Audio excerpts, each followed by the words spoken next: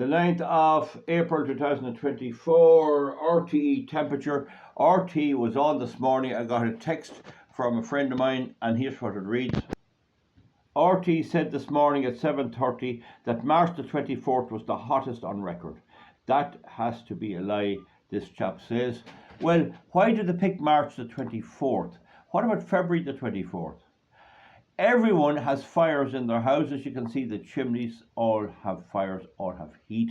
If anyone there is living in this weather in the month of early April 2024 without heat, I'd like to know how they're doing it.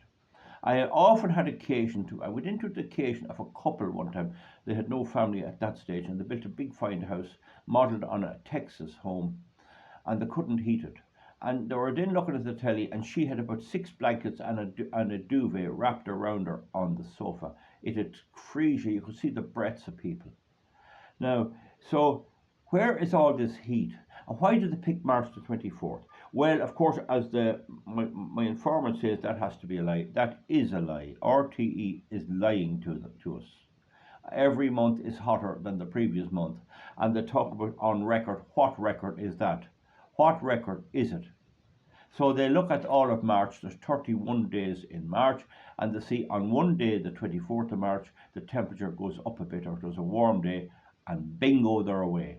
And now with the storm Kathleen, I'll take you home again, Kathleen.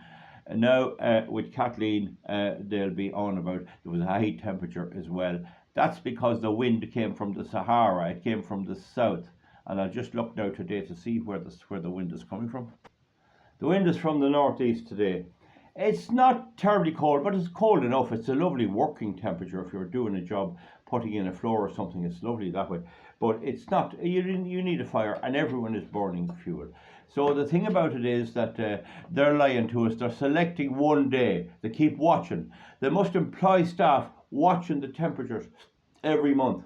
If it goes down, say nothing, and then if it goes, oh, there it is, they publish that. That's propaganda, pure and simple.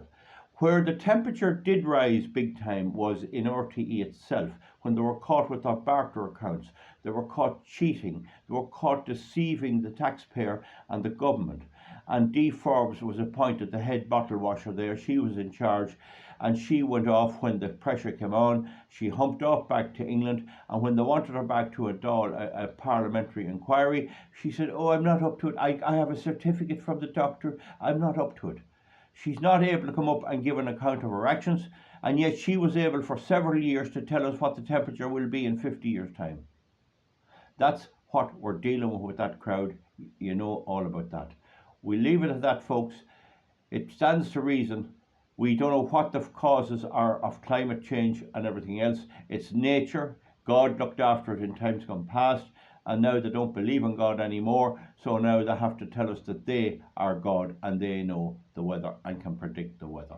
And by voting for Cabbage Head Eamon Ryan, that's going to change the weather. And then you have Catherine Martin, another Green minister, in charge of RTE. Let her sort out that mess. I can't wait till she forces the young people to pay 160 euros a year for their mobile phones, and see how many votes they get with that.